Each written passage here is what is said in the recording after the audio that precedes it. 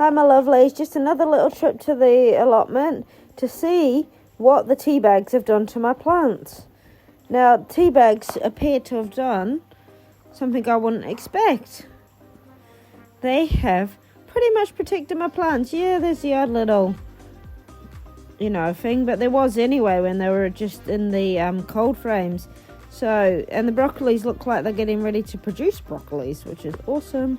Love this plant as well. It's producing lovely flowers, very pretty.